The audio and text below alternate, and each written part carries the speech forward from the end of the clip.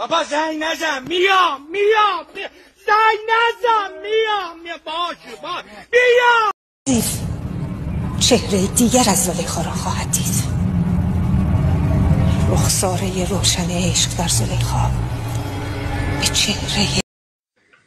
از این اتاق صدای طلاب طلوب شنیدم. ای خاک بر کله کچلت، او به من گفت بیا گاگایی کنیم. گفت بدنو ببین جون بابا، خودتو بلرزون بابا. اما این بانو زلیخا بود که قصد پا دادن به مرا داشت. من هم صدای یوسف را شنیدم که داد میزد و میگفت این مال کیه؟ من تا کنون با زبان ادب سخن گفتم، اما اینها همه کس و شعر تف میدهند. کس و شعر تلاوت نکن.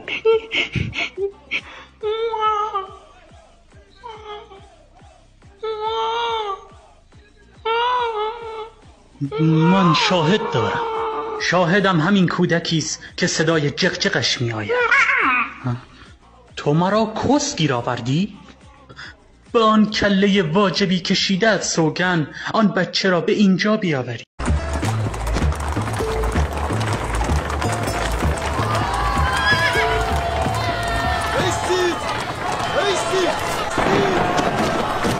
چه خبر است؟ چرا موجب مراسم مردم میشوید؟ ما خادم مردمی، نه ولی نعمت و سرور آنها.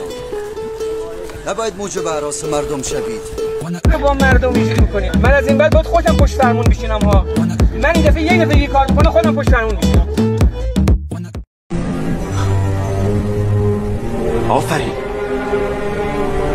آفرین برای گزارسی فحکیم. نگفته نماند که حیوانمون اونقدر هستند که عملات جرأت نمی کنند به کاهن اعظم اهانت کنند. خب زلیخا، آماده ای تا جوانت کنم بانوی من؟ آری عشقم، آری سرورم، چرا که نه؟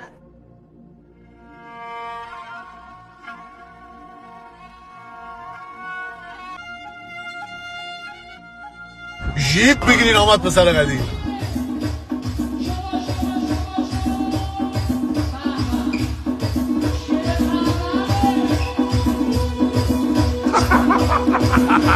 گیر خان کسکش.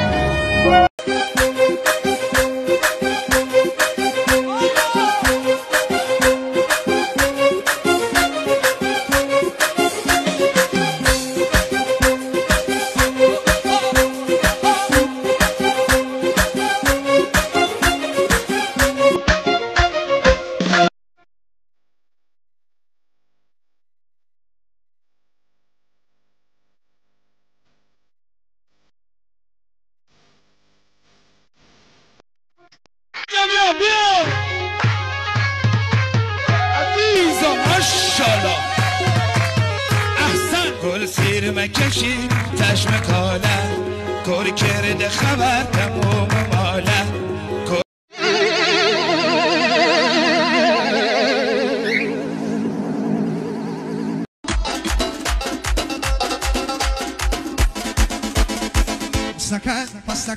پاستکن من تو زنشکی ما چه جب روی مشکی به بلا منی به ناموسم تنهایی بی خدافزی خیلی بده عشقی به بلا منی عشقی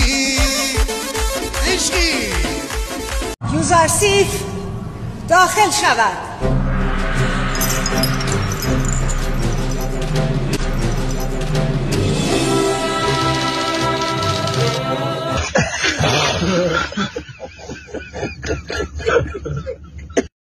می توانم علت احضار خود را جویا شوم؟ این هدیه را میپسندی؟ تو نیمی چشات خیزه آدم میترسه میترسه باش به دل باشه آدم میخواد خاطر خواشه. به سلیقه و انتخاب جناب پوتیفار تبریک باید گفت. بی‌نظیر است. نام تو چیست؟ علی هستم بانوی من، آماده خدمتگزاری به شما.